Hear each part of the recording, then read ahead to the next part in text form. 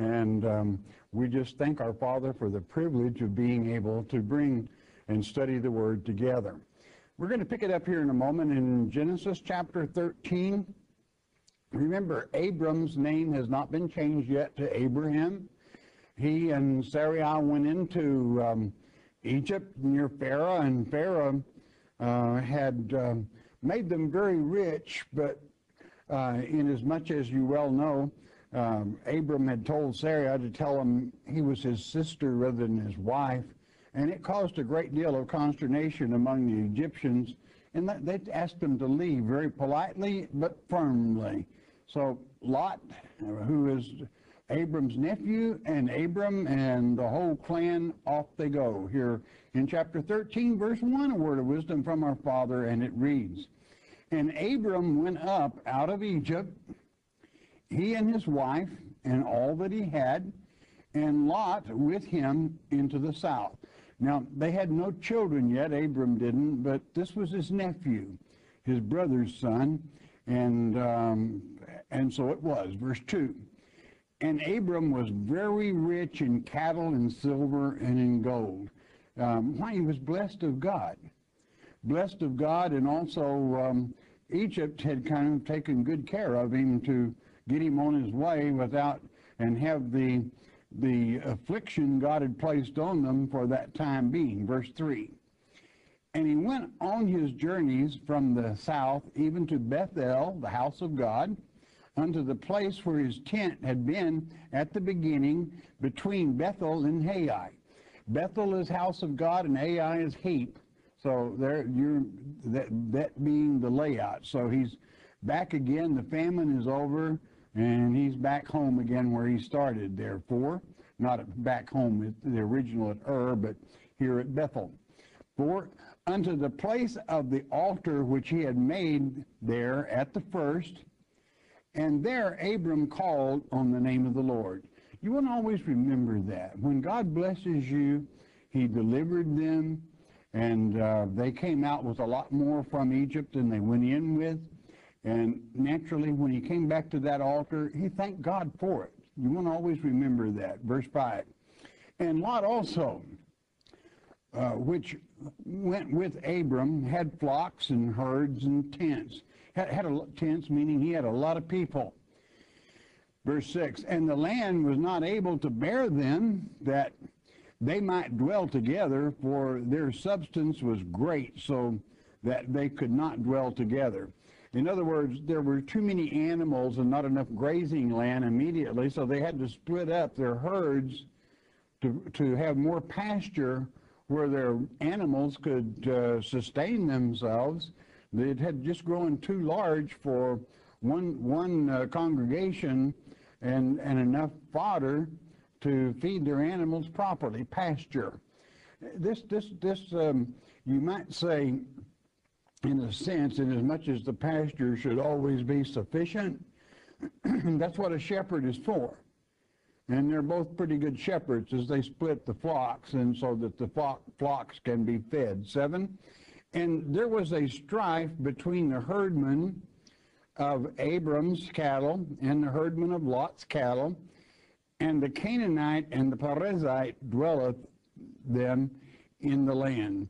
And dwelled in the land. Now, I want you to be well aware that the Perizzite is where the old Nephilim, the fallen angels, the leftover, were still with them there. Okay. In a second influx, they remain there. So this is trouble. Okay. When you have strife and trouble, it's time to do something. You don't let something fester, or it will destroy your ministry. It will destroy their very shepherd grounds. Verse 8, "And Abram said unto Lot, Let there be no strife, I pray thee, between me and thee, and between my herdmen and thy herdmen, for we be brethren." We're kinsmen. And there's not room for this. It isn't necessary.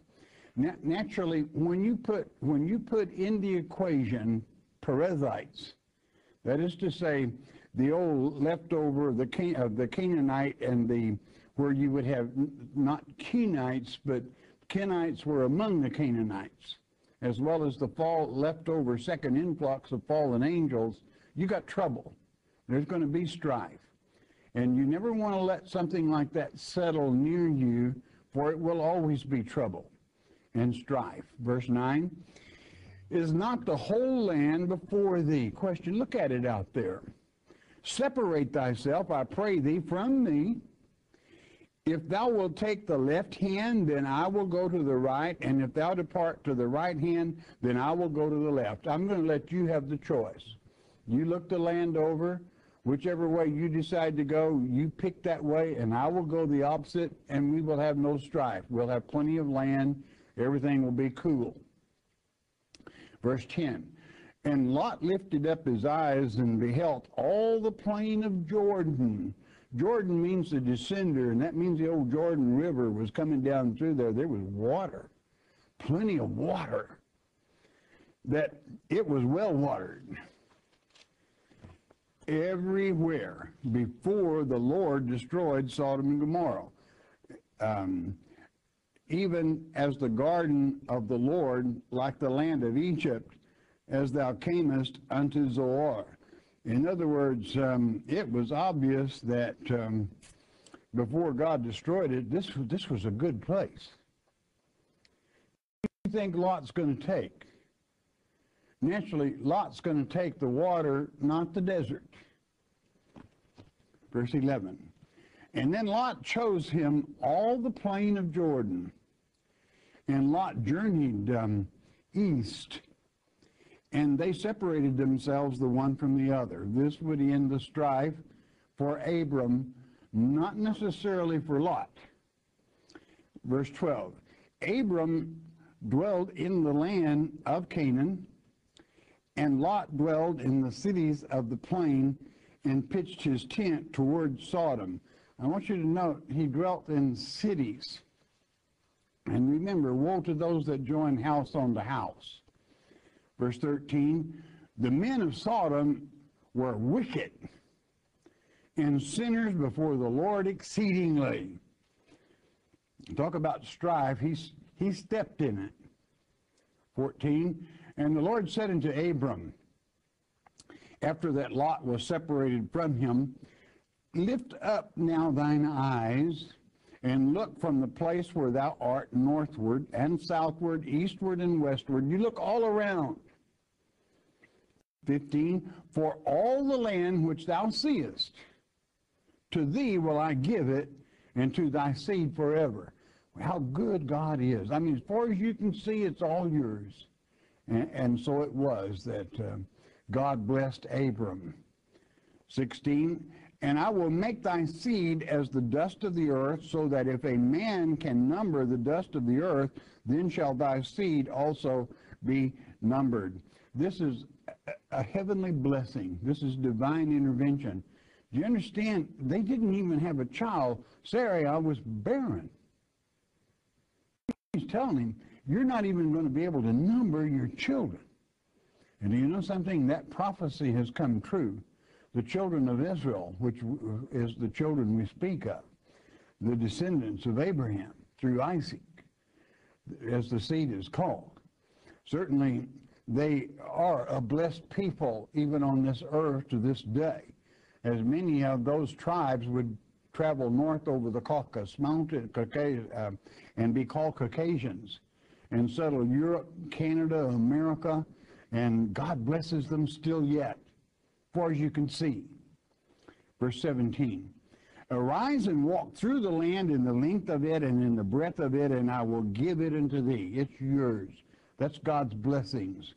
Verse 18, and then Abram removed his tent and came and dwelt in the plain of Mamre, that's strength or fatness, fertile, which is in Hebron, meaning alliance, and you hear of Hebron yet even to this day, same place, and built there an altar unto the Lord. Always bringing God into the equation. Do you do that in your life? That's something you never want to forget. Is always keep God in the equation of your life if you want his blessings. You know, if you're a doubter, Do you even doubt that God exists? Do you think he's going to bless you? Of course he's not. Why should he? You haven't done anything to deserve it. And God only blesses those that serve him, love him, and consider themselves to be family. If you don't consider yourself to be family, sorry, you're out. This is a kind of an irritation when you hear simple-minded people say, well, why does God not bless all people? Because all people don't bless God.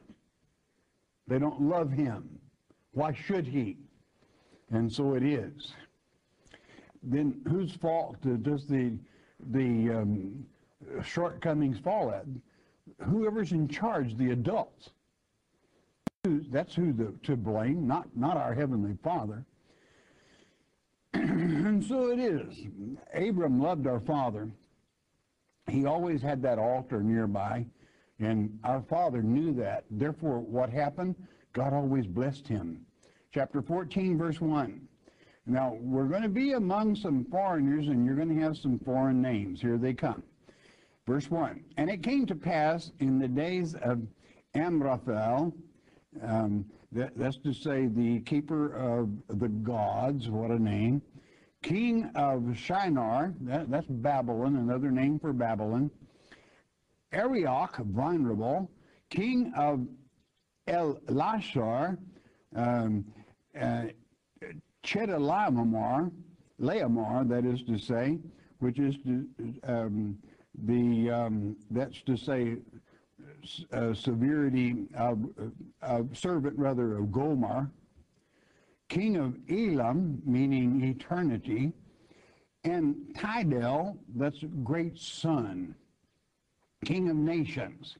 So here we're got some people moving in here. Elishar, of course, being oaks, solid, deep-rooted. Verse 2, that these made war with Bera, the son of evil, king of Sodom, and he was evil. With Birsha, and king of Gomorrah, Shinab, king of Abma, and Shemiber, king of Zeboim, and the king of Bela, which is Zoar. And so it is that they're in this particular area, 3. All these were joined together in the Vale of Siddim, which is the Salt Sea. And right there below the Salt Sea, this is where we find Sodom and Gomorrah, basically the very ruins of where God destroyed it. It is believed by archaeologists. 4, 12 years they served Chedorlaomer. In the 13th year they rebelled, had enough. And in the 14th year came Chedorlaomer and the kings that were with him, and they smote the Rephaims in Asheroth, Karanim, and Zurims in Ham, and the Emins in Shaveh, Kerathaim. Now, what we've got here is the old Rephaims is one of the name of the fallen ones. You got some bad people within this. Verse 6, and the Horites, you call those cavemen dwellers, not the cavemen that some teachers would have you think, because there is no such thing, but they were called that because they dwelt in caves.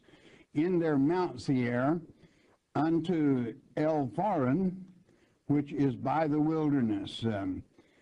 And verse 7, and they returned, and they returned and came to Emishpat, which is Kadesh, holy, and smote all the country of the Amalekites, and also the Amorites that dwelt in Tamar. And so it was as we move on along. Verse 8, And there went out the king of Sodom, and the king of Gomorrah, and the king of Admah, and the king of Zeboim, and the king of Bela, the same is Zoar, and they joined battle with them in the vale of Siddim. Now, when they're that evil, and when they have all this perversion going on in their cities, do you think God's going to bless them in this battle? I mean, think about it. Look, be real and face reality. Naturally, God's not going to be with them. Verse 9. And Kedorlaomer, the king of Elam, and with Tidal, king of the nations, and Amraphel, king of Shinar, Babylon, and Arioch, king of Elasar, 4 kings with 5. And there we go. I mean, we're marching. We've got enough troops here to take them over. Verse 10. And the vale of Siddim was full of slime pits. And the kings of Sodom and Gomorrah fled and fell there. And they that remained fled to the mountain. They were beat badly. And what was left over as they ran into the slime pits. And were certainly defeated by, naturally, you have Kenites.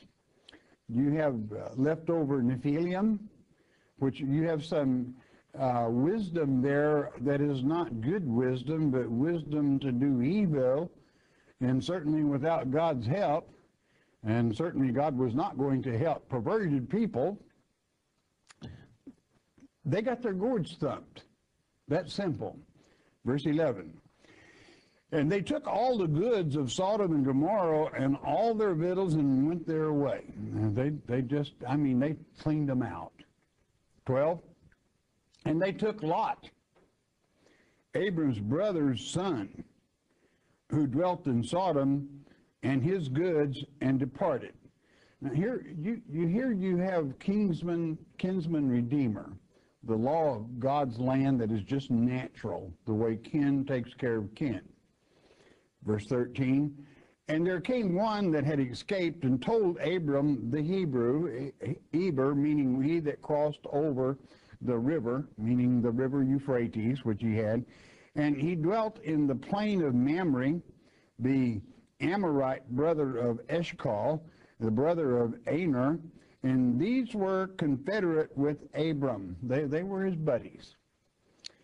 Verse 14, and when Abram heard that his brother was taken captive, he armed his trained servants, born in his own house, 318, and pursued them unto Dan. And so it was. Now here we've got Abram with only 318 troops. Of course, when you break that down, 3 being resurrection, 100 being God's election of grace, the children of promise, and 3 times, and 18 being bondage, we have God's name written all over that, God's grace, and grace of election. But when God is with you, that's all you need. I personally have been at war where we were such a very few against so very many, but we won. We survived. And a great large part of the multitude of the others didn't. Why? God was with us. That's an absolute fact that anyone that has faced combat, and for this great nation, usually they know that God takes care of his own. But here we have this one with only 318. We're going to go get them. Verse 15. And he divided himself against them, he and his servants, by night, and smote them and pursued them into Hobah, which is on the left hand of Damascus. I mean, chased them all the way to Syria. 16. And he brought back all the goods, not just part, all the goods, and also brought again his brother Lot and his goods, and the women also, and the people. He freed them, turned them loose, rescued them. 17. And the king of Sodom went out to meet him after his return from the slaughter of Kedorlaomer, and of the kings that were with him at the valley of Shavah, which is the king's dale. Went out to meet him there. I mean, here they've got their gourds thumped, but here comes Abram with all the goods and all the people, freed them. 18, but somebody else meets them there. And here we have the answer to Abram's victory. And Melchizedek, king of Salem, brought forth bread and wine, and he was the priest of the Most High God. Now, what do we have here? Melchizedek, who is this? He didn't have a father, he didn't have a mother, and he brings forth wine and bread. Wine would be that later, that would be the blood of Christ, and bread would be Christ's body. Do you suppose this was Christ we have with us here? I mean, he certainly wasn't born of woman. And, you know, you find the answer to that in the 7th chapter of the great book of Hebrews in the New Testament. You're not going to have it. I'm going to read it to you. For this Melchizedek, king of Salem, this verse 1 of chapter 7, book of Hebrews, priest of the Most High God, who met Abraham returning from the slaughter of the kings and blessed him. 2, to whom also Abraham gave a tenth of all, first being by interpretation king of righteousness, and after that also king of Salem, which is king of peace. That's who he was. Who is the King of kings and the Lord of lords? There's only one. Verse 3, without father, without mother, without descent, having neither beginning of days nor end of life, and made like unto the Son of God. Well, why made like unto the Son of God? Why? Because he was the Son of God. Abideth a priest continually. Now consider how great this man was, unto whom even the patriarch Abraham gave a tenth of the spoils. Naturally he was great because it was the very presence of the Son, or that is to say God in the dimension, that he was blessing Abram. Why do you think it was that Abram, with only 318 men, could accomplish what he did? Why do you think Abram always went to that altar and thanked God and praised God? Because God loved him and he loved God. God gave him the victory. God was so pleased with him for having that faith in the presence of the living God. He would send the force that would assist and caused Abram and those 318 that he could trust, born right with him, raised with him, to conquer nations. So you see, it pays great dividends to love your Father. It pays great dividends to know who he is, and to know he always knows when he knows how to send help for those that deserve help. Well, how is it that they deserve help? Well, look at Abram. What did he do? Every time that God gave him an instruction, he obeyed him. And not only that, without orders to build an altar, he still built one to worship Almighty God and to thank him. In other words, he kept God in the equation of his life and his doings, because he knew that that's from whom all blessings flow.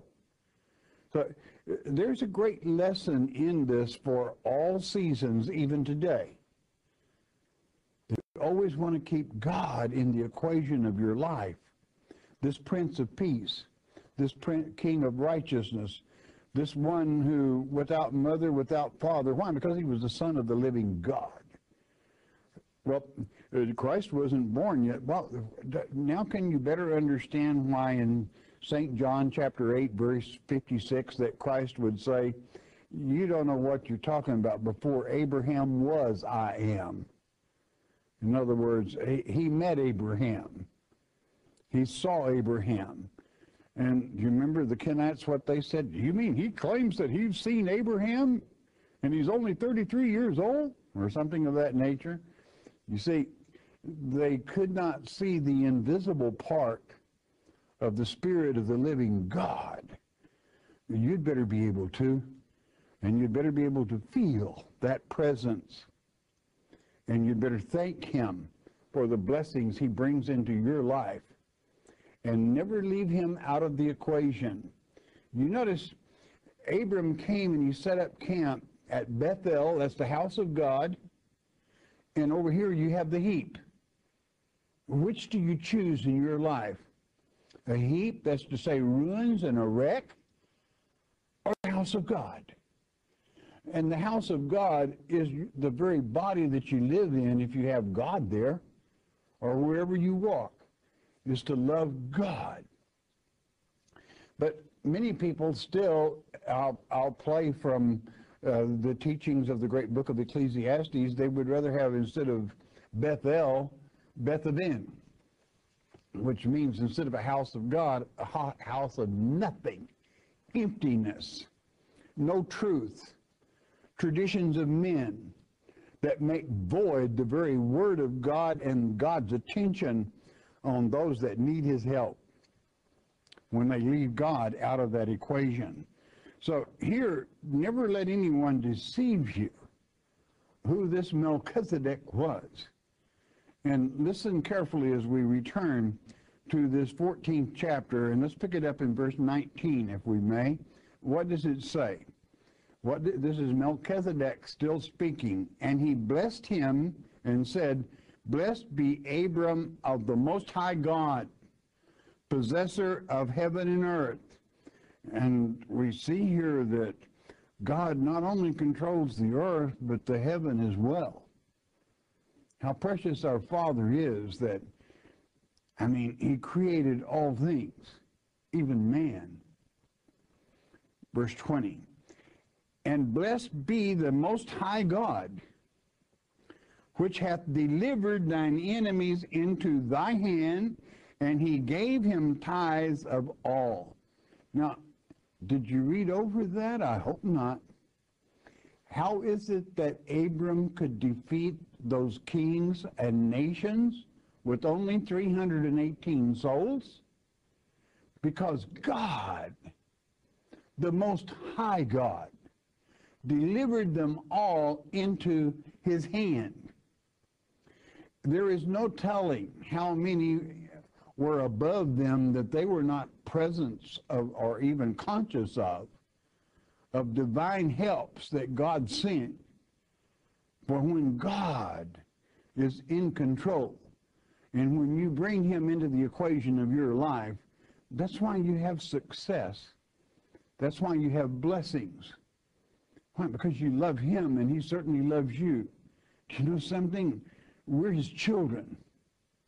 He doesn't like it when people pick on his children, if it's children that love him. And he sees that things, the equation is evened, and his children are blessed, because God always blesses his children. And God's elect, he will deal in their lives. He knows that they know and can understand hardship on his account, and how precious it is to have the love of God, even in tough love in your life and family, whereby you know and understand he's on that throne. He's going to stay there. He will be on that throne until the end of the millennium. But this Melchizedek, this Son of God, will be with us always through the Holy Spirit, as well as the Spirit of God, the Holy Spirit, dwelling with us, the Comforter, he that comforts us. He delivered those nations into Abram's hand. There was no doubt about it. Abram thumped their gourds big time with the help of God. You and our Heavenly Father always make a majority. It doesn't matter that the world is all wrong or could be all wrong. As long as you are right with God and you have the truth, then it doesn't matter. God will always bless you and you will have that victory.